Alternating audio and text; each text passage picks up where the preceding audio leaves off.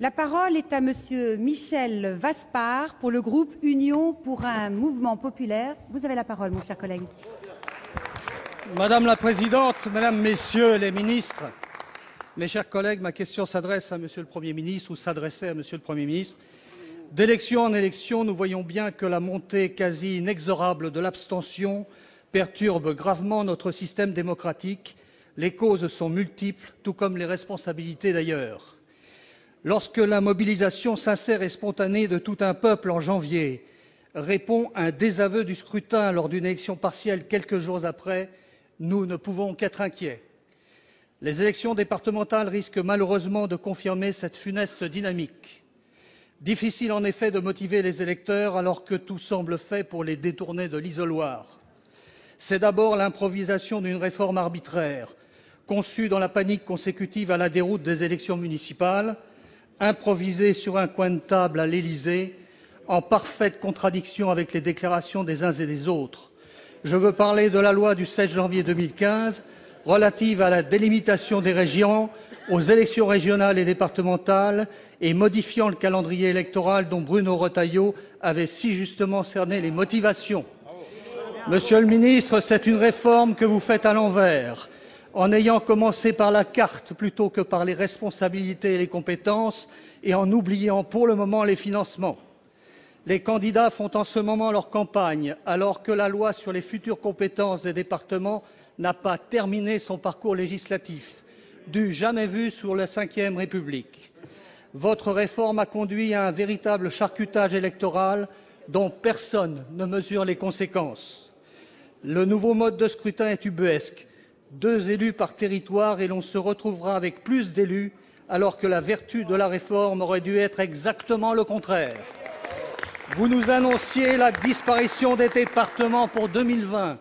Finalement, vous les maintenez et les renforcez.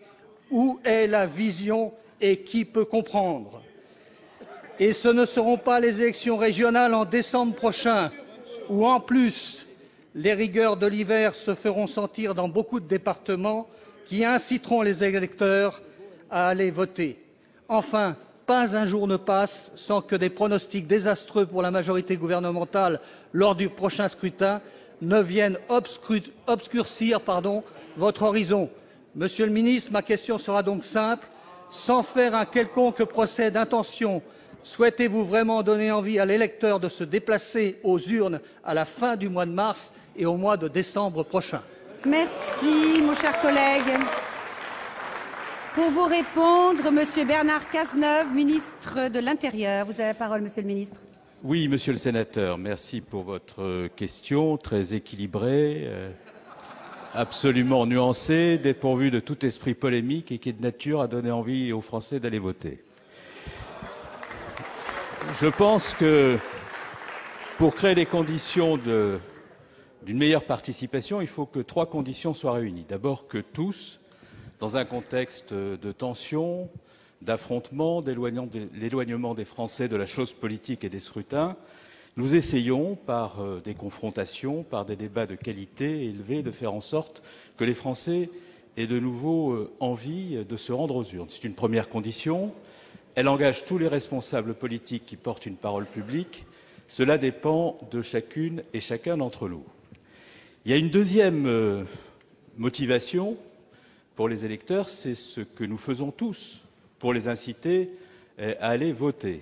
Le gouvernement a décidé d'engager une campagne très forte de mobilisation des électeurs. Cette campagne se déploie à la fois à travers l'outil qu'est le service d'information du gouvernement, les réseaux sociaux, le moyen d'Internet. Cette campagne « Oui, je vote » qui semble répondre à votre préoccupation peut être très avantageusement relayée par votre organisation politique et par vous-même pour inciter les Français à aller voter.